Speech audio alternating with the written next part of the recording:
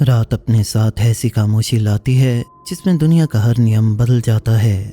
दिन में जिन चीज़ों को हम साधारण मानते हैं, जानवरों का व्यवहार, घर की दीवारें, खिड़कियों के बाहर का जंगल, रात उन्हें किसी अनजान ताकत से भर देती है। अंधेरे में दिखाई देने वाली हर परछाई असली लगती है और जो नहीं दिखता वो और भी ज़्यादा डराता है। ये है स्ट्रेंज लॉर और आप सुन रहे हैं लोगों के साथ घटी दो सच्ची कहानियाँ। तो तैयार हो जाइए। The night the dogs came from Dennis. ये 1983 का समय था। तब ओक्लाहोमा में कहीं मैं 19 साल का था। शहर के पूर्वी हिस्से में एक मैकडॉनल्ड्स में शाम की शिफ्ट कर रहा था। मैं वहाँ करीब पिछले 8 महीने से था। तब हाई स्कूल से निकले बच्चों के लिए वहाँ डिसेंट पैसे थे। मुझे ठीक से याद नहीं है, लेकिन मुझे लगता है तब करीब $3.35 प्रति घंटा मिलते थे और साथ ही में जो खाना मैं चुपके से ले जा सकता था। मैनेजर, जिन्हें मैं कार्ल कहूँगा, इस पर काफ़ी कूल थे, बशर्ते हम इस चीज़ को लेकर पागल ना हो जाएं। मैं ये कहानी अब सुना रहा हूँ क्योंकि मेरे पोते ने हाल ही में मुझसे सबसे अजीब चीज़ पूछी जो मेरे साथ हुई थी। तब से मैंने ढेर सारी नौकरियाँ की है, वेयर हाउस, पोस्टल सर्विस, यहाँ तक कुछ समय अपना लैंडस्केपिंग बिजनेस भी चलाया। लेकिन उस सितंबर की रात मैकडॉनल्ड्स में जो हुआ उसकी कोई बराबरी नहीं, इसके कुछ पास भी नहीं आता। ये मंगलवार का दिन था, जिसका मतलब था रात के करीब 8 बजे के बाद लोगों का आना कम हो जाता था। उस रात के करीब 10:30 बजे तक शायद 2 घंटों में मुश्किल से 5 कस्टमर्स आए होंगे। उस दिन डाइनिंग रूम खाली था, वहाँ हम सिर्फ 4 क्लोजर्स थे। मैं रजिस्टर पर और टैमी ड्राइव थ्रू पर, मैक्यूल किचन में और कार्ल अपनी मैनेजर ड्यूटीज पर, जो ज़्यादातर सेफ काउंटडाउन और कॉरपोरेट की शिकायतें करना था। हम 11 बजे क्लोजिंग करने वाले थे, लेकिन कार्ल हमेशा 10:45 पर दरवाजे लॉक कर देता था अगर ज़्यादा कस्टमर नहीं होते थे। उसने अभी लॉक लगाया ही था जब टैमी ने कहा, ये क्या हो रहा है? वो ड्राइव थ्रू विंडो से बाहर देख रही थी। हम सब देखने गए तो देखा कि बाहर कुत्ते हर जगह थे। शायद 20 से 25 कुत्ते होंगे, सभी अलग अलग ब्रीड और साइज के थे। जर्मन शेफर्ड्स, मर्ट्स और कुछ डबरमैन्स, कुछ छोटे टेरियर्स और इन्हीं जैसे कुछ। वे पार्किंग लॉट में इस बिल्डिंग की तरफ अपना चेहरा करके बैठे थे।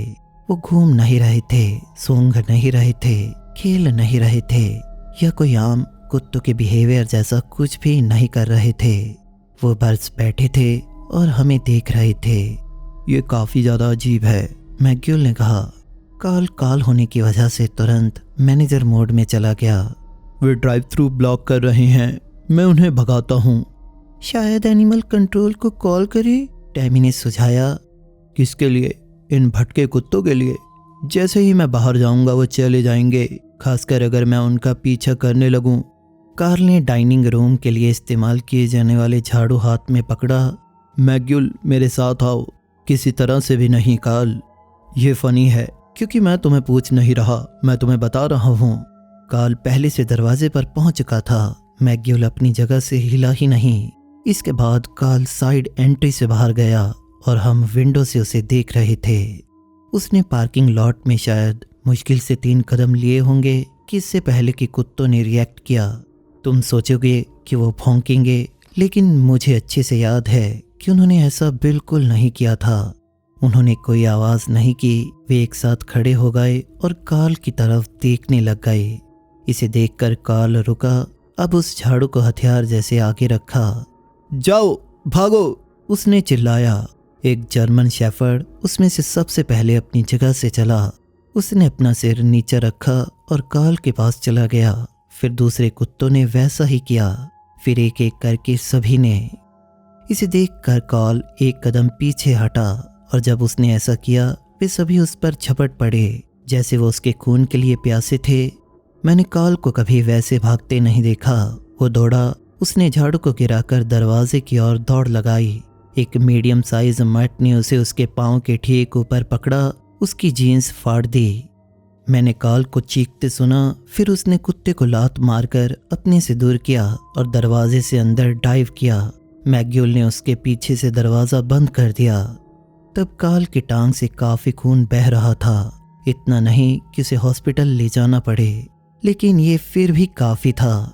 टैमी फर्स्ट एड किट ले आई, जबकि कार्ल फर्श पर बैठा नैपकिन को अपने जख्म पर दबा रहा था। क्रैप, बार बार कह रहा था। ये क्या है यार, क्रैप। कुत्ते अपने पहले की पोजीशन पर वापस चले गए। वहां बैठकर बिल्डिंग के अंदर हमें देख रहे थे। कुछ विंडोज पर थे, पिछले पैरों पर खड़े होकर ग्लास से अंदर हमें देख रहे थे। मैं पुलिस को कॉल कर रहा हूँ, कार्ल ने कहा, लेकिन फोन काम नहीं कर रहे थे। वो टूटा नहीं था, फोन से डायल टोन आ रही थी, लेकिन कार्ल ने जो नंबर ट्राई किया वो रिंग करता रहा। उसे किसी ने उठाया ही नहीं। 911 नॉन इमरजेंसी लाइंस, यहाँ तक उसने मैकडॉनल्ड्स की हॉटलाइन को भी कॉल की थी, कुछ कनेक्ट ही नहीं हुआ। पे फोन ट्राई करके देखो, टैमी ने कहा। मैग्यूल इसे चेक करने गया और सिर हिलाते वापस आया। वहां भी वही चीज हो रही थी। ये बस रिंग करता और इसे कोई नहीं उठाता। हम वहां पर फंस गए थे। उन कुत्तों ने इमारत को पूरी तरह से घेर लिया था। हर एग्जिट, हर विंडो पर वो बैठे थे और हमें बस घूर रहे थे। उनकी आंखों के अंदर रोशनी पड़ती और जिससे वो किसी लाइट की तरह चमकती। वो पल कुछ ऐसा है जो हमेशा के लिए मेरे दिमाग में जम गया, क्योंकि ये इतना ज्यादा क्रीपी था। यार ये सचमुच काफी ज्यादा मैसअप है, मैग्यूल ने कहा। जैसे सुपर नेचुरल मैसअप। ये सिर्फ कुत्ते हैं, कार्ल ने कहा। हम डाइनिंग रूम में विंडो से दूर बैठ गए। कार्ल की टांग से खून बहना बंद हो गया, लेकिन वो लंगड़ा रहा था। हमने फोन से शायद 10 बार और ट्राई किए, लेकिन कोई भी नहीं लगा। मेरे अंकल के कुत्ते के साथ कुछ काफी अजीब हुआ था, टैमी ने कहा। जब हम सबको बात करने की जरूरत महसूस हो रही थी, जो डर और इंतजार में होते हैं। उनके पास एक बीगल था जो एक बार अजीब बिहेव करने लगा। वो बैकयार्ड में खड़ा होकर सीधे आसमान पर भौंकता, पक्षियों या प्लेन पर नहीं, बस सीधे ऊपर हवा में। सच में ये काफी अजीब था। वो कई हफ्तों तक ऐसा करता रहा, जब तक वो एक दिन फेंस से कूदकर भाग नहीं गया और वो कभी नहीं मिला। ओह, इतना अजीब नहीं है, मैग्यूल ने कहा। कुत्ते भाग जाते हैं। हाँ, लेकिन अगले हफ्ते, टैमी ने अपनी कहानी को जारी रखा, पड़ोस में 3 और कुत्तों ने वही किया। अपनी यार्ड्स में खड़े होकर आसमान पर भौंके, फिर हमेशा के लिए भाग गए। हम 1 मिनट के लिए चुप रहे। मैं किचन में आइसक्रीम मशीन के साइकिलिंग को सुन सकता था। उसके शुरू होने की आवाज ने मुझे एक पल के लिए चौंका दिया। मैंने ग्लास डोर से एंट्रेंस को देखा। वो कुत्ते अभी भी वहां थे। वो अपनी जगह से 1 इंच भी नहीं हिले थे। मेरी बारी, मैग्यूल ने कहा। मेरे दादाजी जब मैक्सिको में थे, उनके पास एक बेसेंट हाउंड था। वो सच में बहुत बीमार रहता था। हमेशा उसके साथ कुछ ना कुछ गलत होता ही रहता था। आइस का इन्फेक्शन या मेंजेस, जिस चीज़ का भी तुम नाम लो, उसके साथ हुई थी। लेकिन सबसे अजीब था उसके हर रूम के कोनों को घूरना। मैंने सुना है कुत्ते ऐसा करते हैं, मैंने कहा। हाँ, मुझे लगता है ज़्यादातर लोगों ने भी सुना होगा। ये बस कमरे में बैठ जाता, इसे जहाँ दीवारें दिखती, ये उन्हें देखकर गुर्राता। नीची एक काफ़ी कम आवाज़ में गुर्राना। ये सब कभी कभी घंटों तक चलता। मेरे दादाजी को लगा वो अंधा हो रहा था या इससे कोई और दिक्कत हो रही थी। फिर गर्मियों के बीच एक दिन वो कुत्ता कोने को घूरते उठा और घर से बाहर चला गया। सीधे यार्ड से गुजरकर वो उस तालाब में चला गया जो उनके घर के पास था। मैग्यूल रुका, विंडोज की ओर देखते हुए, जहां हम कुत्तों की शेप को अभी भी देख सकते थे। वो बस इसके अंदर चला गया। उसने तैरने की कोशिश नहीं की और ना ही किसी तरह से स्ट्रगल किया। वो चला जब तक पानी सिर के ऊपर नहीं चला गया और कभी बाहर नहीं आया। मेरे दादाजी ने इस पूरी घटना को देखा। उन्होंने कहा कि ये ऐसा था जैसे उस कुत्ते ने फैसला कर लिया था कि बस और नहीं। जीसस, कार्ल ने फुसफुसाया। ये काफी ज्यादा अजीब है, टैमी ने कहा। मैंने बोला, खैर मैंने कुत्तों के ऐसा करने के बारे में कभी नहीं सुना। मेरे पास अपनी कोई पर्सनल कुत्ते से जुड़ी अजीब कहानी नहीं थी। मैं जब बड़ा हुआ हमारे पास आम कुत्ते थे, लेकिन वहाँ पर उन घूरते हुए जानवरों से घिरे होने की वजह से मैंने सोचा कि वो सभी कुत्ते कुछ ऐसा जानते हैं जो हम नहीं जानते। करीब रात के 11:30 बजे कार्ल ने एक और बार वहां से भागने की कोशिश की। फ्रंट से नहीं, वो इतना मूर्ख नहीं था।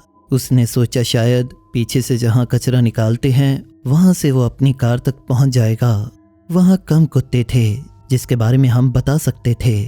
वो डंपस्टर तक आधे रास्ते पहुंचा था, इससे पहले वो सब उसकी तरफ दौड़ने लगे। वैसे ही पहले जैसे एकदम से उसकी तरफ दौड़े। कार्ल मुश्किल से अंदर वापस पहुंच पाया, मुश्किल से ही दोबारा काटे जाने से बचा। ठीक है, हमें यहीं रहना होगा, उसने कहा जोर से सांस लेते हुए। हमें उनके जाने का इंतजार करना पड़ेगा। मुझे लगता है वो हम में से आखिरी था जो ये समझ गया था, क्योंकि हम सब पहले से ही जानते थे। हमने दूसरी चीज़ों के बारे में बात की, खुद को डिस्ट्रैक्ट करने के लिए। हमने हाल ही में देखी मूवीज़, स्कूल के लोगों, कुत्तों के सिवाय किसी भी चीज़ की बात की। थोड़ी देर में हम में से कोई उनकी ओर झांकता। वे कभी अपनी जगह से नहीं हिले, सिवाय कभी कभी अपनी पोजीशन शिफ्ट करने या खुद को खरोचने के।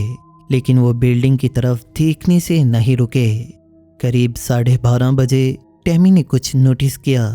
दोस्तों, वो अब हमें नहीं देख रहे। हम सभी विंडोज पर गए। वो सभी कुत्ते अभी भी वही दिशा में देख रहे थे, लेकिन अब वो थोड़ा पूरब की ओर हाईवे की तरफ देख रहे थे। उनके सिर थोड़े ऊपर झुके हुए थे, जैसे वो कुछ सुन रहे थे जो हम नहीं सुन सकते थे। उनके कान भी थोड़े से खड़े थे। फिर ठीक सुबह 1 बजे, मुझे पता नहीं क्यों, मैं घड़ी को बाज की तरह देख रहा था। वे एक साथ वहां से चले गए, जैसे किसी ने उन्हें घर बुला लिया हो। वे खड़े हुए और अंधेरे में भागते हुए चले गए। करीब 30 सेकंड में वो पार्किंग लॉट खाली हो गया। हमने 10 मिनट और इंतज़ार किया। इससे पहले कार्ल ने दरवाज़ा खोला। हम ग्रुप में बाहर गए, चारों ओर देखते हुए, तैयार कि अगर ज़रूरत पड़े तो हम फिर से अंदर भाग जाएंगे। लेकिन कुत्ते वहाँ से चले गए थे। वो सचमुच वहाँ से चले गए थे, छिपे नहीं और हमारे बाहर आने का इंतज़ार नहीं कर रहे थे। और सबसे अजीब चीज़ जो तब हुई कि फ़ोन सब फिर से काम करने लगे। जब हम अंदर वापस आए, कार्ल ने अपने रूममेट को कॉल किया। वो उसे लेने आया। कुत्ते के काटने के कारण उसे इमरजेंसी रूम में ले गया ताकि उसे कोई इन्फेक्शन ना हो। हम बाकियों ने बची कुची सफाई की और जल्दी से वहाँ से भाग गए। हम सब अगले दिन जल्दी आने के लिए सहमत हुए, क्लोजिंग ड्यूटीज़ को ख़त्म करने के लिए। आज तक मुझे कोई अंदाज़ा नहीं कि उस दिन वहाँ क्या हुआ था। क्या ये कोई अजीब बीमारी थी? मेरा इसके बारे में मानना है कि शायद कुत्तों का वो ग्रुप एक झुंड था और वो सभी फंगस से इन्फेक्टेड खाना खा गए होंगे, जिससे वो फ्रीक आउट या हेलुसिनेट करने लगे। फिर भी ये असलियत से काफ़ी अलग हो सकता है। आप इस बारे में क्या सोचते हैं? वो क्या था? Something was calling her from home, सारा एम। कुछ कॉन्टेक्स्ट के लिए, मेरी दादी, जिन्हें मैं हमेशा नैना कहता हूँ, 87 साल की हैं। करीब 2 साल पहले तक वो उन बुजुर्गों में से एक थी जो अमर लगते हैं। वो तब तक ड्राइविंग करती थी, गार्डनिंग करती थी, हर परिवार मीटिंग में उनकी फेमस बटर टॉट्स बनाती थी।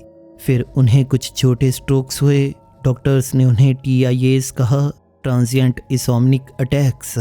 इसमें से हर एक उनका एक छोटा सा हिस्सा हमसे छीन ले गया।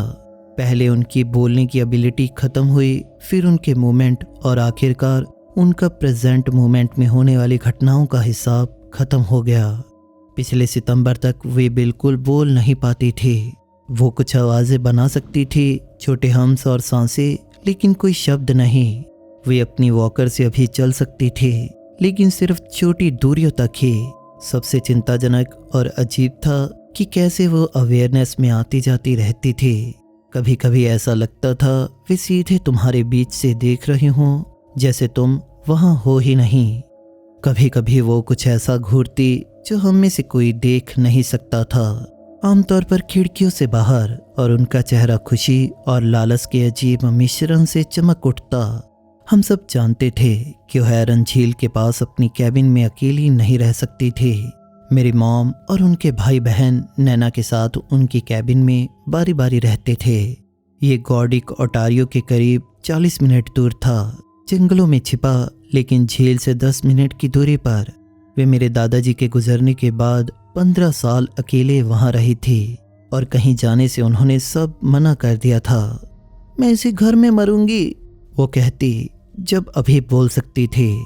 वो इस बात को एक वादे की तरह कहती, धमकी की तरह नहीं।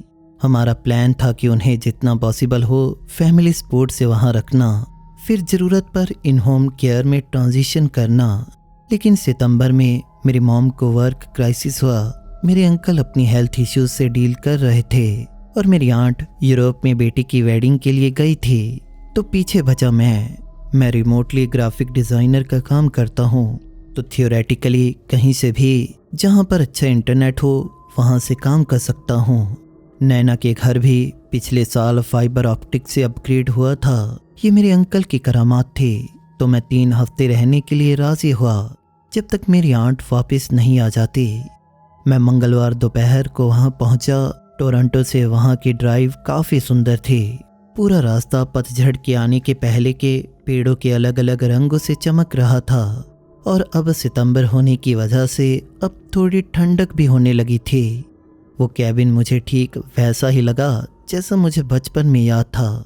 इसका बाहरी हिस्सा डार्क वुड से बना था और इसके ग्रीन मेटल की छत साफ साफ दिख रही थी। इसके चारों ओर घूमते हुए पोर्च पर अभी भी दशकों पुरानी रॉकिंग चेयर्स पड़ी थी। घर अंदर से कोजी था लेकिन क्रैम्पेड नहीं था। वहाँ बस 2 बेडरूम थे, स्टोन फायरप्लेस वाली लिविंग रूम, किचन, बैकयार्ड और उनके पास जंगल की तरफ देखने वाली कुछ विंडोज भी थी। नैना का दिन अच्छा जा रहा था। वो मुझे देखकर मुस्कुराई, चेहरा छूने पहुंची और खुशी से हमिंग साउंड की। उनकी आंखें साफ और प्रेजेंट थी। मैंने उन्हें विंडो वाली चेयर में बैठा दिया और चाय बनाकर दी। वो बर्ड फीडर को देखने में बिजी लग रही थी जो मेरी माँ ने वहाँ लगाए थे। पहले कुछ दिन सच में काफ़ी अच्छे थे। मैं दिन में काम करता जबकि नैना झपकी लेती या विंडो से बाहर जंगल को देखती। मैं हमारे लिए सिंपल मील्स बनाता जिसे हम दोनों एक साथ एंजॉय करते। वो अभी खुद खा सकती थी अगर मैं सब छोटा काट दूँ। शाम में हम साथ में बैठते और मैं उन्हें अपना दिन बताता या उनके बुक शेल्फ पर पड़ी किताबों से कुछ पढ़ता। वे जवाब दे नहीं सकती थी लेकिन कभी हाथ पर थपथपाती या सॉफ्ट साउंड करती जो मुझे एक तरह से एक्नॉलेजमेंट लगती थी। लेकिन चौथी रात से चीज़ें अजीब होने लगीं। मैंने नैना को करीब 9 बजे उनके बेड में सुला दिया। वो मेन फ्लोर के मास्टर बेडरूम में सोती थी। मैं उनके साथ वाले गेस्ट रूम में था। मैं आधी रात तक काम कर रहा था, फिर खुद सोने से पहले उन्हें चेक किया। वे शांति से सो रही थी तो मैंने दरवाज़ा थोड़ा खुला छोड़ दिया और अपने रूम में चला गया। करीब 2 बजे मैं नैना के रूम से आवाज़ से जागा। ये कोई चिल्लाने या कोई परेशान होने वाली आवाज़ नहीं थी। ये मानो ऐसा था जैसे वो किसी से बात कर रही थी। मैं उनकी बिना शब्दों वाली आवाज़ को सुन सकता था लेकिन उसमें एक पैटर्न सा था जैसे वो किसी को जवाब दे रही थी। मुझे लगा सपना देख रही होंगी और मैं लगभग वापस सोने वाला था। लेकिन फिर बेड की आवाज़ को सुना जैसे वो उठने की कोशिश कर रही थी। मैं जल्दी चेक करने गया। जब दरवाज़ा पूरी तरह खोला तो वो बेड के साइड में बैठी विंडो की ओर देख रही थी जो पूरी तरह से खुली थी। मुझे यकीन था कि मैंने इसे बंद किया था और वो खिड़की के कांच की ओर पहुंचने जा रही थी। हल्की और ज़रूरी साउंड बना रही थी। उनके हाथ खुलते और बंद होते जैसे वो किसी चीज़ को पकड़ने की कोशिश कर रही थी। नैना, मैंने हल्की से आवाज़ में कहा। मैं उन्हें चौंकाना नहीं चाहता था। सब ठीक है, सिर्फ रात है, अब लेट जाइए। उन्होंने मुझे एक्नॉलेज बिल्कुल नहीं किया। वो उस डार्क विंडो की ओर पहुंचती रही। मैं बेड के चारों ओर चला ये देखने के लिए कि वो क्या देख रही थी, लेकिन बाहर कुछ भी नहीं था। वहाँ पर सिर्फ बैकयार्ड और उसके पार पेड़ों की दीवार दिख रही थी। कोई लाइट्स और कोई जानवर दिख नहीं रहा था। मैंने उन्हें धीरे से लेटाया और उन्होंने मुझे ऐसा करने भी दिया, लेकिन उनकी आंखें पूरी समय उस विंडो पर ही अटकी हुई थी। मैंने पर्दों को बंद किया और उनके साथ बैठ गया जब तक वो सोई नहीं, जिसमें करीब 20 मिनट लगे। पूरे समय वो छोटी छोटी हल्की आवाज़ें करती रहीं। अगली सुबह वो ठीक लग रही थी। ब्रेकफास्ट खाया, पोर्च रेलिंग पर एक पक्षी को देखकर मुस्कुराई। मैंने खुद को समझाया कि ये एक अजीब ड्रीम स्टेट थी, शायद उनका मेडिकेशन का साइड इफ़ेक्ट था। लेकिन 2 रात बाद यह फिर से हुआ और इस बार ये और भी ज़्यादा अजीब था। उस समय करीब 2 बजे मैं जागा क्योंकि मुझे फ्रंट डोर से आवाज़ सुनाई दी, इसके खुलने की नहीं, लेकिन जैसे कोई इसके हैंडल को खोलने के लिए घुमा रहा था। इस हैंडल के घूमने की आवाज़ आ रही थी। फिर कुछ देर बाद ये आवाज़ फिर से आई। मैंने फ़ोन को हाथ में पकड़ा और मैं लिविंग रूम में चला गया। मेरा दिल जोरों से धड़क रहा था। वो दरवाज़ा अभी भी बंद था, डेड बोल्ट अभी भी अपनी जगह पर था। मैंने पीप होल से देखा लेकिन बाहर कोई भी नहीं था। मोशन लाइट्स जो अंकल ने इंस्टॉल किए थे वो भी ऑन नहीं थे।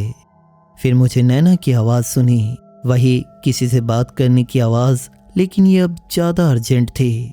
जब मैं उनके कमरे में गया वो अपनी बेड में नहीं थी बल्कि विंडो के पास खड़ी थी। उनके हाथ कांच की खिड़की पर थे। उन्होंने पर्दे फिर से खोल लिए थे। उनकी वॉकर अभी भी बेड के पास पड़ी थी। उन्होंने बिना इसके विंडो तक चला, जो कुछ ऐसा था जो उन्होंने महीनों में नहीं किया था या वो कर नहीं पाई थी। नैना तुम कैसे? मैं बोलना शुरू किया, लेकिन फिर विंडो में उनकी रिफ्लेक्शन देखी। वो मुस्कुरा रही थी। ये उनकी आम मुस्कुराहट नहीं थी बल्कि ये उससे काफ़ी ज़्यादा चौड़ी थी और उनकी आंखें किसी चीज़ को ट्रैक कर रही थी जो दाएं से बाएं मूव कर रही थी, जैसे वो बाहर किसी चीज़ को इधर उधर दौड़ते देख रही थी। मैंने उनके कंधे के ऊपर से विंडो देखी। मुझे कुछ नहीं दिखा, बाहर सिर्फ अंधेरा था। लेकिन फिर, और मैं कसम खाता हूँ कि मुझे पेड़ों के किनारे के पास एक हल्की सी मूवमेंट दिखी। वहाँ एक शेप थी जो अंधेरे से भी ज़्यादा काली थी और वो वहीं पर थोड़ा इधर उधर मूव कर रही थी। ये हवा के चलने की वजह से पेड़ों की टहनियों की मूवमेंट हो सकती थी, लेकिन उस समय कोई हवा चल नहीं रही थी। वो पेड़ पूरी तरह से अपनी जगह पर खड़े थे और उनका एक भी पत्ता हिल नहीं रहा था। नैना ने आवाज़ की जो मैंने पहले कभी नहीं सुनी थी। मुझे ऐसा लगा जैसे वो हंसी, लेकिन उनकी आवाज़ काफ़ी ज़्यादा खाली लग रही थी। उन्होंने एक हाथ उठाया और किसी की तरफ वेव किया, एक स्लो वेव जैसे हम किसी अच्छे जानकार को करते हैं। फिर पेड़ों के किनारे पर वो शैडो मूव हुई। खैर, बाहर वो चीज़ फिर से हिली और लगा जैसे वो ग्लाइड करती हुई पेड़ों के बीच गायब हो गई। मैंने नैनो को फिर से बेड पर वापस लेटा दिया, लेकिन बाकी की रात मैं सोया नहीं। मैं लिविंग रूम में हर लाइट ऑन करके बैठा रहा, खुद को कन्विंस करने की कोशिश करता रहा कि मैं ओवर रिएक्ट कर रहा हूँ, कि ये कोई जंगल का जानवर था या लाइट की कोई ट्रिक थी। दादी की देखभाल करते करते मैं थक गया था। मैंने हर तरह की रीजनेबल एक्सप्लेनेशन के बारे में सोचा। अब अगली घटना 5 दिन बाद हुई और ये काफ़ी ज़्यादा अलग थी और पहले से ज़्यादा बदतर भी। मैं नैना के रूम में काउच पर सोने लगा। उनके रात को उठकर चलने की चिंता से उन्होंने पिछली कुछ रातों में वैसा ही किया था। वो सिर्फ वहाँ खड़ी होकर विंडो से बाहर की तरफ देखती, कुछ और क्रेजी नहीं किया था। लेकिन इस रात जो हुआ वो काफ़ी ज़्यादा अलग था। उस दिन अमावस थी, जिसकी वजह से अंधेरा काफ़ी ज़्यादा था। इतना अंधेरा कि आप अपना हाथ भी नहीं देख सकते। मैं उस रात नैना के रोने की आवाज़ से जागा। ये किसी चीज़ से दुखी होकर रोने जैसा लग नहीं रहा था, बल्कि ये ऐसा था जैसे वो किसी चीज़ से परेशान होकर रो रही थी, जैसे एक बच्चा जो कोई चीज़ लेना चाहता है। वो बेड में थी, लेकिन फिर बैठी और इस बार विंडो की तरफ नहीं देख रही थी। वो अपने कमरे के कोने की ओर, जो दरवाजे से सबसे दूर वाले किनारे की तरफ था, उसे देख रही थी। मैंने बेड साइड लैंप ऑन किया। वो कोना खाली था, लेकिन नैना उसे घूरती रही। उनके आंसू गालों पर बहते रहे और उनका चेहरा भी अजीब तरह से मायूस था। वहाँ पर क्या है नैना? तुम क्या देख रही हो? वो मुझे देखने मुड़ी और एक पल के लिए उनका चेहरा पूरी तरह से क्लियर हो गया। वो पूरी तरह से प्रेजेंट लग रही थी और अवेयर भी, जैसे उन्हें स्ट्रोक कभी हुआ ही नहीं था। उन्होंने अपना मुंह खोला और मैं कसम खाता हूँ वो बोलने वाली थी। फिर उनकी आँख चौड़ी हुई, जैसे वो किसी चीज़ से डर गई, और उन्होंने मेरी कलाई को काफ़ी ज़्यादा जोर से पकड़ा, उनकी उम्र और कंडीशन से ज़्यादा जोर से। उन्होंने मुझे अपने करीब खींचा और आवाज़ की, जो लगभग एक शब्द की जैसी थी।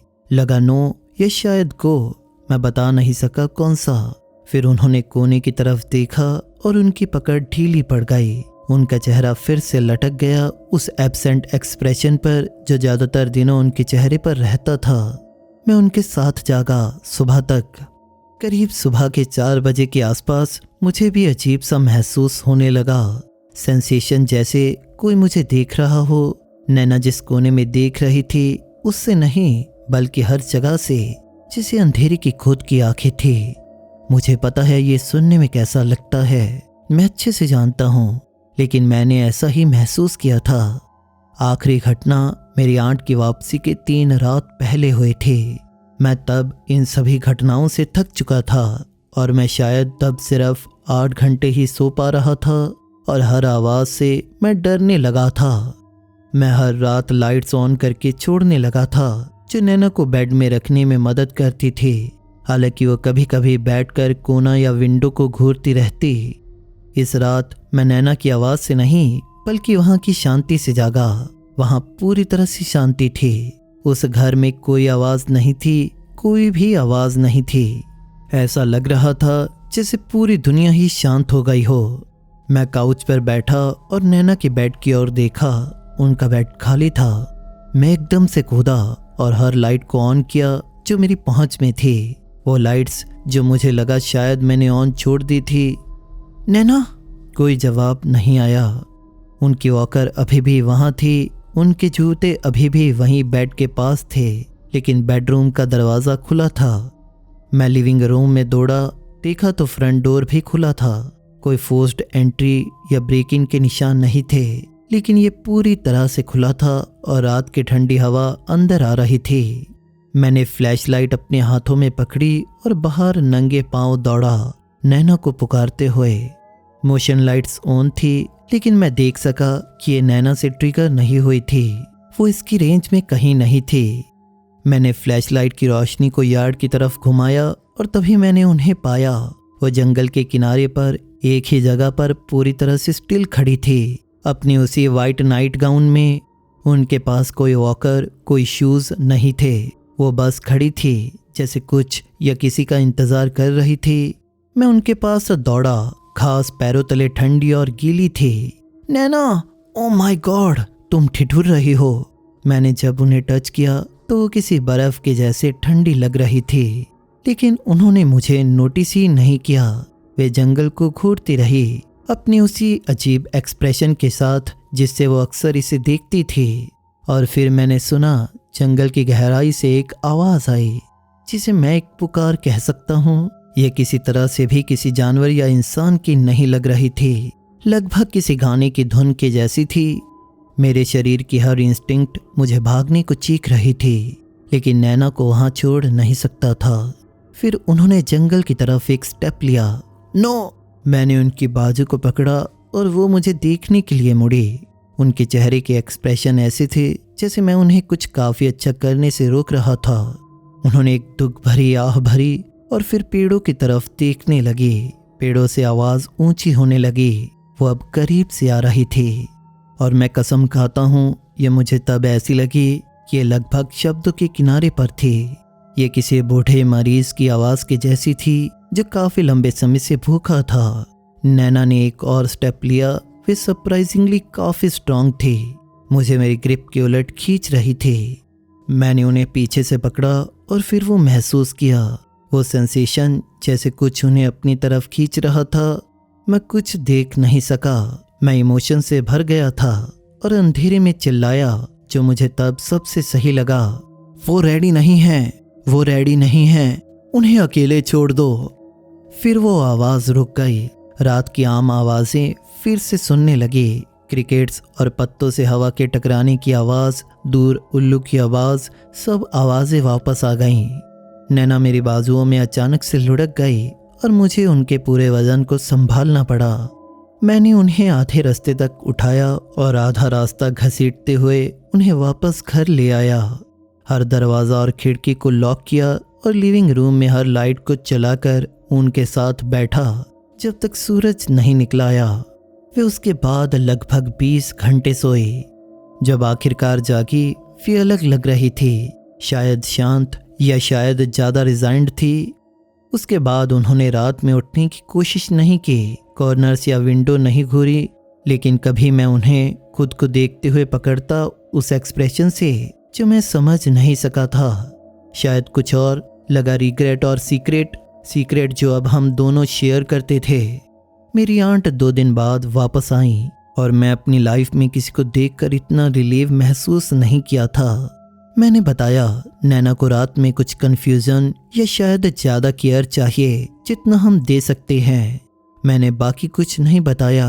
क्या मैं गलत था? हमने अगले हफ्ते से हॉस्पिस केयर शुरू करने का अरेंज किया, एक प्रोफेशनल केयर गिवर जो 24 घंटे वहाँ रहेगा। नैना ने बिना किसी प्रोटेस्ट के इसे एक्सेप्ट किया और वो इससे परेशान भी नहीं लगी। जिस दिन मैं वापस गया उन्होंने मेरा हाथ लंबे समय तक पकड़ा, 3 बार इसे स्क्वीज किया, हमारा पुराना सिग्नल जिसका मतलब था आई लव यू। मेरे बचपन से हम ऐसा करते थे। फिर विंडो की ओर देखा और जेस्चर किया कि जो मैं पूरी तरह से समझ सका। वे कह रही थी जल्दी आना। ये करीब 2 महीने पहले हुआ था। नैना भी बिल्कुल ठीक हैं, अभी कैबिन में राउंड द क्लॉक केयर के साथ हैं। मॉम कहती हैं कि अभी वो पीसफुल हैं, ज़्यादा समय सोती हैं। केयर गिवर ने कुछ अनयूजुअल रिपोर्ट नहीं किया। मुझे नहीं पता वहाँ क्या था जो मेरी दादी को चाहता था। मुझे नहीं पता ये उन्हें लेने की कोशिश क्यों कर रहा था या वेलकम कर रहा था या ये पूरी तरह से कुछ अलग था। मुझे लगता है कि उन जंगलों में पुरानी चीज़ें हैं जो हम समझ नहीं सकते, चीज़ें जो हमारे कैबिन्स और रोड से बहुत पहले से वहाँ है, शायद झील से भी पहले से। The student who Drew things before they happen from miss के। देखो, मैं तुम्हें पहले ही ये साफ कर दूं कि मैंने सैकड़ों बच्चों को पढ़ाया है। मेरे पास ऐसे बच्चे आए हैं जिनमें बिहेवियर इश्यूज थे, किसी को इमोशनल डिस्टर्बेंस थी, किसी को सीखने में दिक्कत यानी लर्निंग डिसेबिलिटी थी। मेरे पास स्पेक्ट्रम डिसऑर्डर वाले बच्चे भी थे और ट्रॉमा बैकग्राउंड वाले भी, मतलब जो आप सोच सकते हो हर तरह के। मुझे बच्चों द्वारा काटा गया, लातें मारी गई, मुझ पर चिल्लाया गया और यहाँ तक कि कैंची से डराने की धमकी भी दी गई। पर इन सब चीज़ों ने मुझे माइकल के लिए तैयार नहीं किया था। ये उसका असली नाम नहीं है और कुछ लीगल रीज़न की वजह से मुझे यहाँ कुछ नाम बदलने पड़े हैं और कुछ बातों को थोड़ा अनक्लियर रखना पड़ा है। मैं पिछले लगभग 11 साल से तीसरी क्लास के बच्चों को पढ़ा रही हूँ और ये कहानी है उन सबसे डिस्टर्बिंग घटना की जो मेरे साथ हुई। एक पतझड़ के मौसम में माइकल ने हमारे स्कूल में ट्रांसफ़र लिया। ये वैसे भी स्कूल शुरू करने का मुश्किल समय होता है क्योंकि बच्चे पहले से ही अपने दोस्तों के ग्रुप बना चुके होते हैं और करिकुलम में काफ़ी आगे बढ़ चुके होते हैं। इसी के साथ ही स्कूल के रूटीन भी सेट हो चुके होते हैं। लेकिन माइकल को तो दोस्त बनाने में कोई दिलचस्पी थी ही नहीं। उसके पिछले स्कूल्स के रिकॉर्ड हैरानी की बात थी क्योंकि इनमें बहुत कम जानकारी थी। बस कुछ नोटिस थे कि वह शांत है और आर्ट में गिफ्टेड है। उसकी पढ़ाई लिखाई ठीक थी, कोई ऐसी बात नहीं थी जिसे कुछ अजीब सा दिखे। वे 8 साल के बच्चे के हिसाब से छोटा था, काफ़ी दुबला पतला भी। उसके बाल सफ़ेद सुनहरे थे जो हमेशा एकदम सही कंघी किए होते थे। उसकी माँ उसे बड़े फॉर्मल क्लॉथ्स पहनाती थी, बटन वाली शर्ट्स, ड्रेस्ड पैंट्स और चमड़े के जूते, जबकि बाकी बच्चे जीन्स और स्नीकर्स पहनते थे। इसीलिए वो तुरंत बाकियों से अलग दिखता था। लेकिन उससे अजीब उसकी ड्रेस नहीं बताती थी। पहले तो उसका घूरना था। माइकल किसी एक बच्चे को चुनता और बस उसे देखता रहता। ये बच्चों के आम देखने के तरीके या यूं ही किसी को देखने रहने जैसे नहीं था। वो अपना पूरा शरीर उस बच्चे की तरफ मोड़ लेता और बिना पलक झपकाए बहुत लंबे समय तक घूरता रहता, जो अजीब होता था। जब मैं उसे टोकती, जैसे माइकल अपनी कॉपी पे ध्यान दो प्लीज, तो वो तुरंत मान जाता, बल्कि इतना जल्दी कि जैसे उसका कोई स्विच दबा दिया हो। पहली घटना उसके आने के करीब 2 हफ्ते बाद हुई, जब बच्चे फ्री टाइम ड्राइंग कर रहे थे, जबकि मैं एक छोटे रीडिंग ग्रुप के साथ काम कर रही थी। मैंने देखा कि माइकल बड़े ध्यान से ड्राइंग बना रहा था। पेपर पर ऐसे झुका हुआ था कि कोई उसे देख ना पाए। ये अजीब नहीं था। बच्चे अपनी आर्ट को लेकर बहुत प्रोटेक्टिव या इनसिक्योर होते हैं, लेकिन तभी उसके बगल में बैठी सोफिया अचानक हांफते हुए बोली, मिस के, देखिए माइकल ने क्या बनाया। मैं पास गई। माइकल ने तस्वीर छिपाने की कोशिश नहीं की। वो पीछे होकर बैठ गया और एक खाली सी एक्सप्रेशन के साथ मेरी तरफ देखने लगा। वाह, ड्राइंग खैर टेक्निकली 3rd ग्रेड के बच्चे के लिए बहुत अच्छी थी, ज़रूरत से ज़्यादा अच्छी। उसमें एक चिड़िया बनी थी जिसे कलर्ड पेंसिल से बहुत बारीकी से बनाया गया था। चिड़िया पीठ के बल थी, पंख फैले हुए थे, साफ दिख रहा था कि वो मर चुकी थी। उसकी आंखों की जगह पर छोटे छोटे क्रॉस भी बने हुए थे जो शायद उसने किसी कार्टून में देखे होंगे, सिवाय इसके कि बाकी की ड्राइंग जरा भी कार्टूनिश नहीं थी। ये अजीब तरह से काफ़ी रियलिस्टिक थी। उसके आसपास चींटियां बनी थी और उसने मक्खियां भी बनाई थी जिनके चारों ओर हल्की सी स्पीड की लाइंस भी थी। वाह, ये बहुत डिटेल्ड है माइकल। मैंने अपनी आवाज़ को सामान्य रखने की कोशिश करते हुए कहा, लेकिन फ्री टाइम में कुछ खुशी वाला बनाया करो, ठीक है? जैसे इस वीकेंड तुम क्या करना चाहते हो उसकी तस्वीर। उसने सिर हिलाया और बिना कोई बहस किए एक नई ड्राइंग बनानी शुरू कर दी। पर सोफिया उसके डेस्क पर रखी उस मरी हुई चिड़िया वाली तस्वीर को घूरती रही थी। करीब 10 मिनट बाद हमें क्लास की खिड़की से थप की आवाज़ सुनाई दी। एक स्पैरो उससे आकर टकरा गई थी। ऐसा कभी कभार हो जाता था। एक बार जेनिटर ने मुझे समझाया था कि जब रोशनी कांच पर खास तरह से पड़ती है तो पक्षी शीशे को देख नहीं पाते। बच्चे उसे देखने के लिए खिड़की की तरफ भागे और वो नीचे जमीन पर थे, पीठ के बल, पंख फैले हुए थे। माइकल हालांकि इसे देखने नहीं गया, वो अपनी नई तस्वीर बनाता रहा। एक पेड़ वाला घर, एकदम परफेक्टली नॉर्मल, जैसे कुछ हुआ ही ना हो।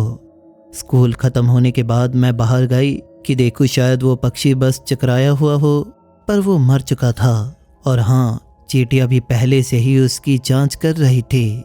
लेकिन चींटियां तो बाहर हर जगह होती हैं। यह पतझड़ का मौसम था, शायद वे सर्दियों के लिए तैयारी कर रही होंगी। बस एक कोइंसिडेंस था, इसे संयोग ही होना चाहिए था। दूसरी घटना नवंबर में थैंक्स गिविंग की छुट्टियों से ठीक पहले हुई। माइकल ने दूसरे बच्चों को ड्राइंग देने की आदत शुरू कर दी थी। ये कोई गिफ्ट या फ्रेंडशिप की ऑफरिंग नहीं होती थी। वो किसी की डेस्क के पास जाता, एक ड्राइंग वहां रखता और बिना कुछ कहे चला जाता। दूसरे बच्चों को ये काफ़ी अजीब लगता था और मैं भी इससे सहमत थी। पर किसी को तस्वीर देने में तब तक कोई गलती नहीं थी जब तक ये ब्रॉडी को नहीं मिली। ब्रॉडी मेरे सबसे शोर मचाने वाले स्टूडेंट्स में से एक था। हमेशा हिलता डुलता रहता और हमेशा बात करता रहता। वो एक अच्छा बच्चा था, बस उसे आवाज़ धीमी रखने और अपने हाथों को काबू में रखने की याद दिलाने की ज़रूरत पड़ती थी। माइकल ने ब्रॉडी को एक लड़के की ड्राइंग दी जो एक बिस्तर पर लेटा था और उसके पैर पर प्लास्टर लगा हुआ था। लड़के के बाल भूरे थे जैसे कि ब्रॉडी के थे और उसने लाल शर्ट पहनी थी जो ब्रॉडी अक्सर पहनता था। बिस्तर के ऊपर माइकल ने एक कैलेंडर बनाया था जिस पर एक तारीख कूल की हुई थी जो थी नवंबर 28। ब्रॉडी इस पर हंसा। हे वियर्डो, तुम मुझे एक टूटी हुई टांग के साथ क्यों बना रहे हो? माइकल बिना एक शब्द कहे अपनी सीट पर लौट गया। मैंने वो ड्राइंग ले ली और माइकल से कहा कि हम क्लासमेट की चोट लगने की तस्वीरें नहीं बनाते हैं। उसने सिर हिलाया और अपनी उस फ्लैट आवाज़ में बस इतना ही कहा, ओके मिस। थैंक्स गिविंग के बाद ब्रॉडी 27 तारीख को स्कूल वापस आया। अपनी चचेरी बहन के घर की ट्रिप के बारे में बताते हुए उछल रहा था कि उसने 3 पाइस के टुकड़े खाए और कैसे उसके अंकल ने उसे ATV चलाने दी। अगली सुबह ब्रॉडी की माँ का फ़ोन आया। ब्रॉडी उस सुबह स्कूल जल्दी पहुंचने की हड़बड़ी में था। वो अपनी साइकिल से गिर गया था। उसकी पैर की हड्डी टूट गई थी। वो कम से कम 1 हफ्ते के लिए स्कूल नहीं आ पाएगा। वो ड्राइंग आज भी मेरे डेस्क में है। मुझे शायद उसे फेंक देना चाहिए था, लेकिन मैंने उसे अपनी डेस्क ड्रॉअर में रखा।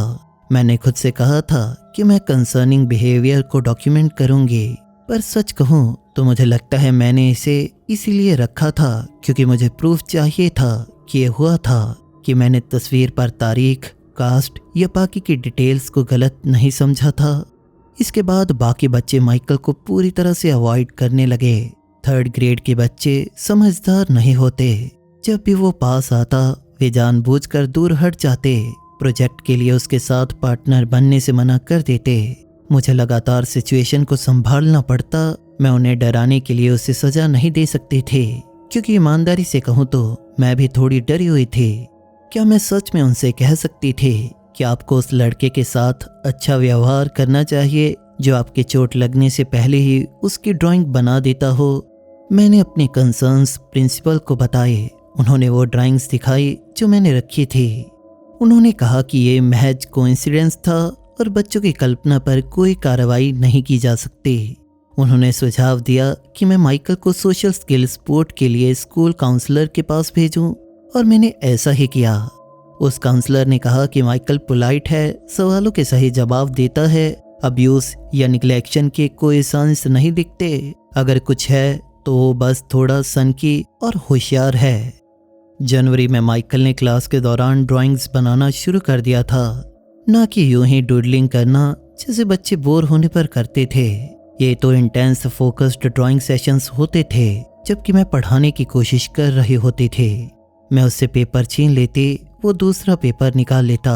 मैं उसके डेस्क के सारे पेपर हटा देती तो वो ऐसे देखता जैसे अपनी उंगलियों से डेस्क पर ही ड्राइंग बना रहा हो। ऐसी रेखाएं खींच रहा होता जो केवल वही देख सकता था।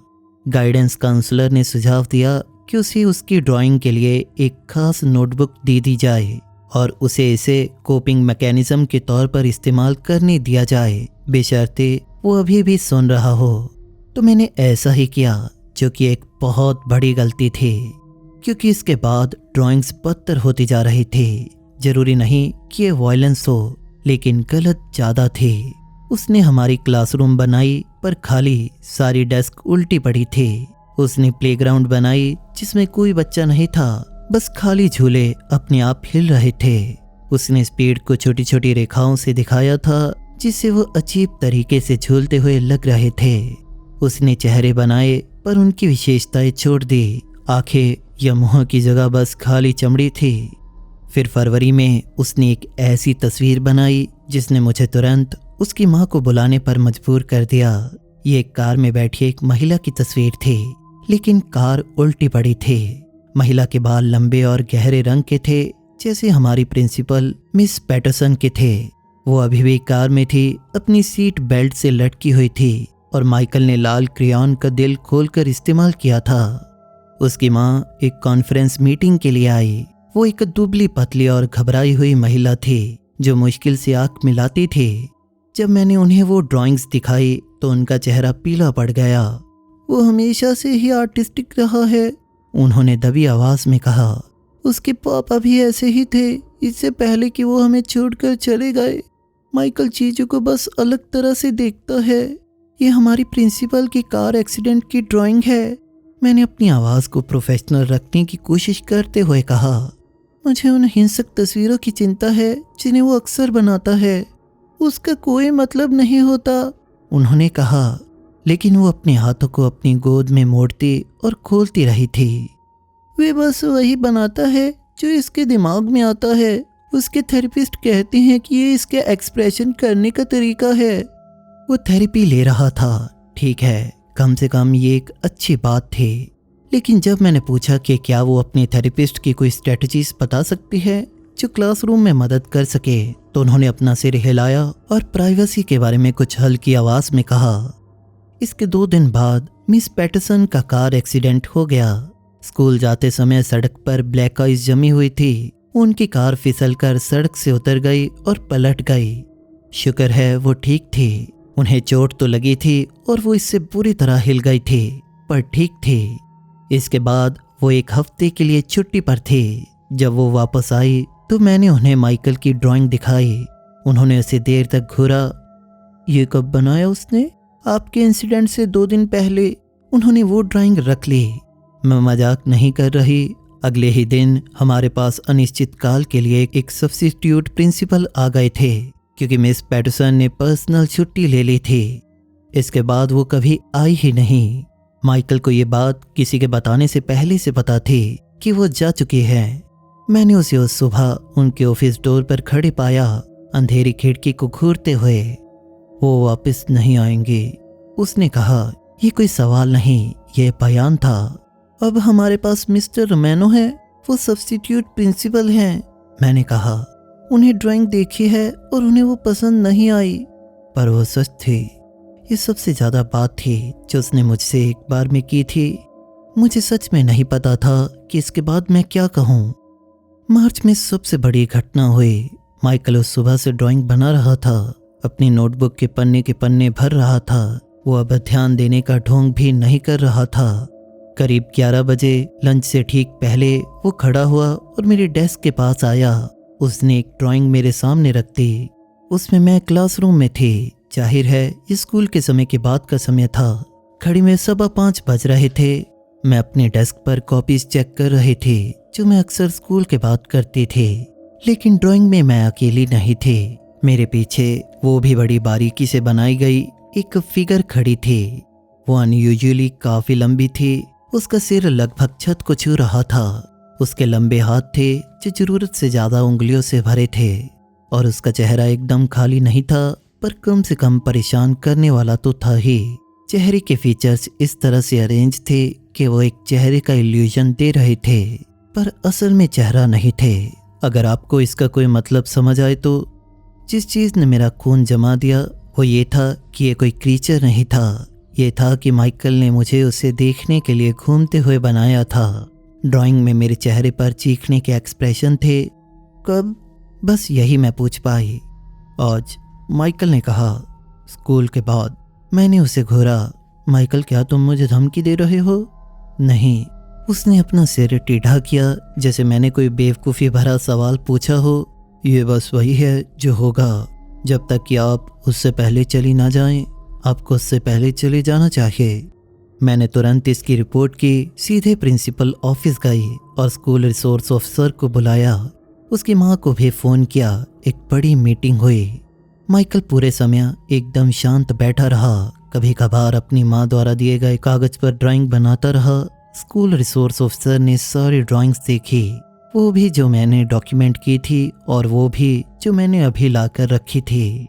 उन्होंने कहा कि उनमें सच में कुछ भी धमकी भरा नहीं था, कुछ भी नहीं जो दूसरों के खिलाफ वायलेंस का संकेत दे। ये डरावना था, हाँ, पर ऐसा नहीं जिस पर कार्रवाई की जा सके। हालांकि उसकी माँ इससे हिल गई थी, इतना घबराई हुई जितनी मैंने उन्हें कभी नहीं देखा था। वो मेरी और मेरे पीछे उस चीज़ की ड्राइंग को देखते रहे और उनके हाथ कांप रहे थे। हम ट्रांसफ़र लेंगे, उन्होंने अचानक कहा। हम आज ही अभी मेडिसन एलिमेंट्री में ट्रांसफ़र लेंगे। ये तो बहुत ज़्यादा होगा, सब्स्टिट्यूट प्रिंसिपल ने बोलना शुरू किया। नहीं, उन्होंने बात काट दी। हम अभी जा रहे हैं। उन्होंने माइकल का हाथ पकड़ा और उसे खींचकर खड़ा किया। जाओ, अपना सामान रखने की जगह से अपनी चीजें ले आओ। जैसे ही उसकी माँ उसे खींचकर बाहर ले जा रही थी, माइकल ने पीछे मुड़कर मेरी तरफ देखा। आखिरी चीज जो उसने मुझे कही जैसे उसे खींचा जा रहा था वो थी, याद रखना, उससे पहले चले जाना। इसी तरह से बस वो चले गए। उसकी माँ ने उसी दोपहर उसे स्कूल से निकलवा लिया और मैंने फिर उसे कभी नहीं देखा। मैंने उसकी सलाह मान ली। मैं उस दिन स्कूल के बाद नहीं रुकी। मैं बाकी सबके साथ 3 बजे घर चली गई और अगले दिन एहतियात के तौर पर फ़ोन करके छुट्टी ले ली। मैं अपने अपार्टमेंट में रही, ये तय करने की कोशिश करती रही कि कहीं मुझे नर्वस ब्रेकडाउन तो नहीं हो रहा। जब मैं स्कूल वापस आई तो मैंने अपनी क्लासरूम साफ की। मुझे माइकल की और भी ड्राइंग्स उसकी डेस्क में भरी हुई मिली थी, चीज़ें जो मैंने पहले नहीं देखी थी। घर में आग लगने की तस्वीर थी, एक कुत्ता आंगन में बेजान पड़ा था, एक कमरा जो लोगों से भरा था और वो सभी फ्रेम से बाहर किसी चीज़ को देख रहे थे, लेकिन उनके चेहरे डरे हुए थे। मैंने उन्हें फेंक दिया एक एक करके। अगर ये सच्ची घटनाएं थी तो ये ऐसी चीज़ें थी जिनके बारे में हमें पता नहीं होना चाहिए था, ये जिन्हें नहीं देखना चाहिए था। लोगों को बस यही पता नहीं होना चाहिए कि क्या होने वाला है, बुरे चीज़ें भी नहीं। माइकल के जाने के बाद चीज़ें नॉर्मल हो गई। फिर भी मैं खुद को कभी शाम 5 बजे के बाद किसी भी वजह से रुकने के लिए मजबूर नहीं कर पाई, ना कॉपियों की जांच के लिए, न शाम के किसी इवेंट के लिए। बाकी टीचर्स को लगा कि मैंने एक बेहतर वर्क लाइफ बैलेंस बना लिया है। प्रिंसिपल ने बाउंड्रीज सेट करने के लिए मेरी तारीफ की। उन्हें असली वजह नहीं पता कि मैं कभी कभी अभी भी उस ड्राइंग के बारे में सपने देखती हूँ कि किसी दिन मैं पीछे मुड़कर देखूंगी कि माइकल ने मेरे पीछे क्या बनाया था। कभी कभी मैं सोचती हूँ कि माइकल अब कहाँ होगा, वो क्या बना रहा होगा, वो किसे चेतावनी दे रहा होगा। अगर चेतावनी इसके लिए सही शब्द है तो the 3 second rule from Jake. Greater smoky mountain national park में बैक कंट्री रेंजर की नौकरी करना मेरा सपना रहा था। मुझे पता है मेरे पिता को मुझ पर बहुत गर्व होता। वो 2018 में गुजर गए थे, पर सच कहूँ तो मैं यहाँ उन्हीं की वजह से हूँ। मुझे याद है बचपन में वो मुझे ईस्ट टेनेसी के हर कोने में, हर पहाड़ियों पर घसीटते थे। वो मुझे हिरनों को ट्रैक करना सिखाते थे, मौसम का अंदाज़ा लगाना सिखाते थे, यहाँ तक कि खाने लायक पौधों के बारे में भी बताते थे। और हाँ, उनका सिखाने का तरीका जरा भी नरम नहीं था। नवंबर में सुबह 4 बजे उठकर डियर स्टैंड पर बैठना पड़ता था। जब मैं मुश्किल से 10 साल का था तब भी 12 मील की हाइक पर पूरा पैक ले जाना होता था। अपनी पकड़ी हुई मछलियाँ भी खुद साफ करनी पड़ती थी, भले ही मुझे कितना ही अजीब लग रहा हो। नेचर को तुम्हारे कंफर्ट की कोई परवाह नहीं है, या तो तुम इसकी रिस्पेक्ट करो, नहीं तो ये तुम्हें खुद सिखा देगा। उस वक्त तो मुझे ये सब बिल्कुल पसंद नहीं था, और आज मुझे इसी लाइफस्टाइल के पैसे मिलते हैं। हाँ, बस एक फ़र्क है, अब मुझे नाश्ते में ठंडे वियना सॉसेज नहीं खाने पड़ते, जैसे मेरे पिता कहते थे कि असली आउटडोर मैन ऐसा ही करते हैं। मेरी ड्यूटी ज़्यादातर बैक कंट्री एरिया में रहती है। परमिट चेक करना, ट्रेल ठीक करना और कभी कभार सर्च एंड रेस्क्यू भी। अब जो बात मैं तुम्हें बताने जा रहा हूँ वो 2019 की बात है। मैं ये कहानी इसीलिए शेयर कर रहा हूँ क्योंकि मुझे लगता है कि अब काफ़ी टाइम हो चुका है। अजीबोगरीब घटनाओं की जो रिपोर्ट आ रही थी वो भी अब बंद हो चुकी है, तो अब शायद बताना सेफ है। ये सब उस साल अप्रैल के आखिर में शुरू हुआ। मैं माइल्स रिज शेल्टर में एक रूटीन चेक कर रहा था जब मेरी मुलाकात 2 हाइकर्स से हुई। एक 30-35 साल का कपल। उनके केयर से पता चल रहा था कि वो काफ़ी एक्सपीरियंस थे, पर वो दोनों थोड़े घबराए हुए लग रहे थे। वो लड़की बार बार अपने कंधे के ऊपर से पीछे मुड़कर देख रही थी, जबकि आदमी मुझसे बात कर रहा था। हाय रेंजर, एक अजीब सवाल है, क्या आपको कभी ऐसी रिपोर्ट मिली है कि मुझे नहीं पता कि बिना पागल लगे कैसे कहूँ, पर क्या कोई यहाँ आसपास ऑफ ट्रेल रहता है, मतलब ट्रेल से बहुत दूर? हाँ, कभी कभार, मैंने कहा। ज़्यादातर तो ऐसे हाइकर्स होते हैं जो रास्ता भटक जाते हैं। क्यों? तभी उस लड़की ने बात संभाली। कल शाम को हमने एक औरत को देखा था, लगभग 1 मील पीछे।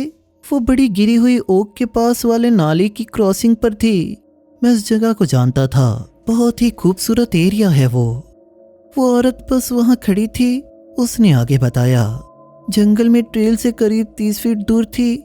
मैंने सोचा कोई दूसरी हाइकर होगी, पर उसने एक पुरानी सी, बहुत ही पुरानी और गहरे रंग की ड्रेस पहनी थी जो उसके घुटनों तक लंबी थी। मैंने सुझाव दिया, हो सकता है कोई हिस्टोरिकल रिएक्टिनेटर हो। हमारे पास कभी कभी ऐसे लोग आते हैं जो पुराने जमाने के हिसाब से फोटोग्राफ करते हैं। उस आदमी ने सिर हिलाया। हमें भी ऐसा ही लगा था, पर हम फिर रुककर उसे देखने लगे और फिर वो हमें घूरने लगी। वो हिली नहीं, उसने हाथ भी नहीं हिलाया, कुछ भी नहीं किया, बस घूर रही थी। और उसके चेहरे में क्या था? मैंने पूछा। उन्होंने एक दूसरे की तरफ देखा। पेड़ों और परछाइयों के बीच से देखना मुश्किल था, लड़की ने ध्यान से कहा, पर उसके चेहरे के साथ कुछ तो गड़बड़ी थी। शायद वो बहुत ज्यादा पेल थी या कुछ और, मुझे नहीं पता। खैर, उसके बाद हम वहां से चले गए, उस आदमी ने जोड़ा। पर मैंने कुछ सेकंड बाद पीछे मुड़कर देखा तो वो आगे बढ़ चुकी थी, लगभग 20 फुट का कवर कर चुकी थी बिना कोई आवाज किए, और अभी भी पहले की तरह खड़ी थी और घूर रही थी। और तभी हमने वहां से भागने का फैसला किया। मैंने उनकी सारी इन्फॉर्मेशन नोट कर ली और उन्हें बताया कि शायद कोई ऐसा है जो गैर कानूनी तरीके से कैंपिंग कर रहा है और वो नहीं चाहता कि उससे कोई बातचीत करे या उसे कोई ढूंढे। पर इसके बाद अगले 2 हफ्तों में मुझे ऐसी ही 3 और रिपोर्ट्स मिली। सबने एक पुरानी गहरे रंग की ड्रेस में एक औरत का जिक्र किया। वो ट्रेल से दूर एकदम शांत खड़ी रहती थी और घूरती थी। जिस रिपोर्ट ने सच में मेरा ध्यान खींचा वो एक स्काउट लीडर से आई थी। वो अपने लड़कों के ग्रुप के साथ स्पेंसफील्ड के पास कैंपिंग कर रहा था। वो आदमी सच में बहुत समझदार था। वो एक पूर्व सैनिक था। मुझे पता है ये सुनने में कैसा लगेगा, उसने मुझसे कहा, पर मैं 15 सालों से ट्रूप्स को यहाँ ला रहा हूँ और मैंने कभी ऐसा नहीं देखा। उसने बताया कि उसकी एक लड़की ने सबसे पहले उसे देखा। उनके कैंप साइट से करीब 50 यार्ड दूर पेड़ों के बीच खड़ी थी। जब स्काउट लीडर ने देखा तो वो सचमुच वहां थी, एक लंबी औरत गहरे रंग की ड्रेस में, बिल्कुल बेजान। उसने उसे आवाज देकर पूछा कि क्या उसे मदद चाहिए, पर कोई जवाब नहीं मिला। मैं उसकी तरफ चलने लगा। उसने बताया, शायद 10 फीट ही गया होऊंगा कि मैं रुक गया। उस सिचुएशन के बारे में कुछ तो बहुत बुरा लग रहा था, बहुत ही गलत। ऐसा लगा जैसे मेरी हर इंस्टिंक्ट कह रही हो कि और करीब मत जाओ, पागलपन लगता है ना। उसने क्या किया, मैंने पूछा। कुछ नहीं, बस घूरती रही। पर मेरा एक लड़का वो गिन रहा था। बच्चे सब कुछ गिनते हैं, कभी कभी ये उनकी घबराहट की आदत होती है। वो बोला, मिस डेविडसन, वो 3 सेकंड से हमें घूर रही है। ठीक जैसे ही उसने 3 कहा, उसने मेरी तरफ देखकर स्माइल किया, और वो कोई नॉर्मल स्माइल नहीं थे। फिर उसने एक कदम पीछे लिया और बस गायब हो गई। मैंने पल के झपके, कसम से वो वहां नहीं थे। सबसे अजीब बात इसके बाद हुई, जिसे बच्चे ने गिना था उसके साथ उसी रात और अगले दिन 3 अलग अलग घटनाएं हुई। उसने बताया कि रात 2 बजे के आसपास किसी ने उसके टेंट को पकड़ा और जोर से हिलाया, पर किसी और ने कुछ नहीं देखा। दूसरी बार उसने कसम खाई कि उसने सुबह के वक्त कैंप के किनारे पर उस औरत को खड़ी देखा, पर जब दूसरों ने देखा तो वहां कुछ भी नहीं था। और तीसरी बार हाइक के दौरान ठीक उसके ऊपर एक डाल टूटकर गिर गई थी। अगर स्काउट मास्टर उसे खींचकर रास्ते से नहीं हटाते तो वो बेहोश हो जाता। इन 3 घटनाओं के बाद उस बच्चे के साथ कुछ और नहीं हुआ, पर उसके बाद उसने कैंपिंग करना छोड़ दिया। मई के मध्य तक मेरे पास ऐसी लगभग 1 दर्जन रिपोर्ट्स हो गई थी। हाइकर्स के बीच कहानियां फैल रही थी, लोग उसे काउंटडाउन विच कहने लगे थे। ट्रेल गॉसिप के हिसाब से रूल सिंपल था, अगर वो तुम्हें घूर रही है और तुम 3 सेकंड बाद भी वहां खड़े हो, वहां से हटने की कोशिश भी नहीं कर रहे, तो तुम मार्क हो जाते हो। 24 घंटे में 3 डरावनी घटनाएं होती हैं। कुछ लोगों ने कहा कि अगर तुम तीसरी घटना के बाद जंगल से नहीं निकलते तो शायद तुम हमेशा के लिए गायब हो जाओगे। मुझे लगा ये सब बकवास है, मास हिस्टीरिया है, एक वायरल रूमर है या कोई इलेबोरेटेड प्रैंक कर रहा है। पर मैंने अपने बैक कंट्री राउंड के दौरान ध्यान देना शुरू कर दिया। गैर कानूनी कैंपिंग के निशान, कॉस्ट्यूम के टुकड़े, कुछ भी जो इसे समझा सके, उन चीजों को मैं ढूंढने लगा। मई के अंत तक मैं मॉलीज रिज और रसेल फील्ड के बीच के स्ट्रेच पर हाइक कर रहा था। पिछले हफ्ते के तूफानों से हुए नुकसान की जांच कर रहा था। देर शाम हो रही थी। मैं रसेल फील्ड से लगभग 2 मील दूर था, जब मुझे लगा कि कोई मुझे देख रहा है। मैंने जंगल में इतना टाइम बिताया है कि मैं जान जाता हूँ कि कुछ तो गड़बड़ है। तुमने हमेशा सुना होगा कि चीजें अजीब तरह से शांत हो जाती हैं, और ये कुछ हद तक सच भी है। तुम्हें याद रखना होता है कि जंगल में जीव भी तुम्हारे साथ हैं। वो भी डरते हैं और उनकी रिएक्शंस आमतौर पर भागना और या छिप जाना होता है। और उस वक्त मुझे बस अपने पैरों की आहट और अपनी सांसें सुनाई दे रही थी। एक पॉइंट पर मैं रुका, मेरे हाथ अपने आप मेरी बेल्ट पर लगे पेयर स्प्रे पर चले गए। मैंने पेड़ों की लाइन को स्कैन किया और तभी मैंने उसे देखा। ट्रेल से करीब 40 फीट दूर 2 विशाल हेलमार्क के बीच खड़ी थी, वैसे ही गहरे रंग की ड्रेस में जिसका सबने जिक्र किया था। उसके लंबे काले बाल थे जो मेरे चेहरे पर महसूस हो रही हवा के बावजूद हिल नहीं रहे थे। और हाँ, वो सीधे मुझे घूर रही थी। मेरा पहला ख्याल था उसे आवाज देना और अपनी रेंजर वाली चीजें करना, पर शब्द मेरे गले में ही अटक गए। वो जिस तरह से शांत खड़ी थी उसमें कुछ तो बहुत ही ज्यादा गलत था। लोग ऐसे खड़े नहीं होते, चाहे वो पूरी तरह से बेजान रहने की कोशिश ही क्यों ना करे। इंसान माइक्रो मूवमेंट्स करते हैं, पर उसने कोई भी माइक्रो मूवमेंट नहीं किए। उसके चेहरे का डिस्क्रिप्शन देना मुश्किल है, इंसान जैसा, पर पूरी तरह से इंसानी नहीं, कम से कम अब तो नहीं। कल्पना करो कि कोई एलियन आर्टिस्ट ये ड्रॉ करने की कोशिश कर रहा हो कि इंसान कैसे दिख सकते हैं। उसकी आंखें बहुत ज़्यादा दूर थी और उसका मुंह थोड़ा ज़्यादा चौड़ा था और उसकी त्वचा ऐसे लग रही थी जैसे मोमबत्ती की मोम जैसे पिघली हुई हो। मुझे तुरंत वहाँ से चले जाना चाहिए था। कोई भी समझदार इंसान यही करता, पर मुझे जानना था कि ये क्या है। मैं वहीं खड़ा रहा और पलटकर उसे घूरने लगा। 1 सेकंड उसके होंठ ऊपर की ओर मुड़ने लगे। 2 सेकंड मुस्कान इतनी फैल गई जितना संभव नहीं होना चाहिए। 3 सेकंड उसने अपना सिर ऐसे कोण पर झुकाया कि मेरे पेट में सब कुछ जमीन पर निकालने का मन करने लगा। फिर उसने एक कदम पीछे लिया और गायब हो गई। चलकर नहीं गई, बस गायब हो गई, ठीक वैसे ही जैसे उस आदमी ने बताया था। मैं शायद 1 और मिनट वहां खड़ा रहा। मैंने अपनी आंखें मली, कई बार ब्लिंक किया। क्या मैंने सही देखा? मैंने सोचा। वो कहीं नहीं मिली। थोड़ी देर बाद मैं रसल फील्ड की ओर बढ़ता रहा था, पर पूरे रास्ते में बार बार पीछे मुड़कर देखता रहा। उस रात मैं रसल फील्ड शेल्टर में अपनी लॉगिंग बुक अपडेट कर रहा था जब पहली घटना हुई। मुझे बाहर कुछ हिलने की आवाज़ आई, कुछ बड़ा। मैंने अपनी फ्लैशलाइट पकड़ी और जांच करने गया। बीम ने क्लियरिंग के किनारे पर कुछ पकड़ा। वही औरत फिर से पहले की तरह एकदम स्थिर, पर इस बार वहां करीब थी, ज़्यादा से ज़्यादा 20 फीट दूर। मैंने पलक झपकी और वो गायब हो गई। पर जिस घास पर वो खड़ी थी उस पर 2 साफ साफ पैरों के निशान दबे हुए थे। मैं सोया नहीं, मैं इतना डरा हुआ था कि सो ही नहीं पाया। मैंने अपनी पीठ शेल्टर की दीवार से लगाकर बैठा रहा और फ्लैशलाइट को पास रखा, अंधेरे को देखते रहा।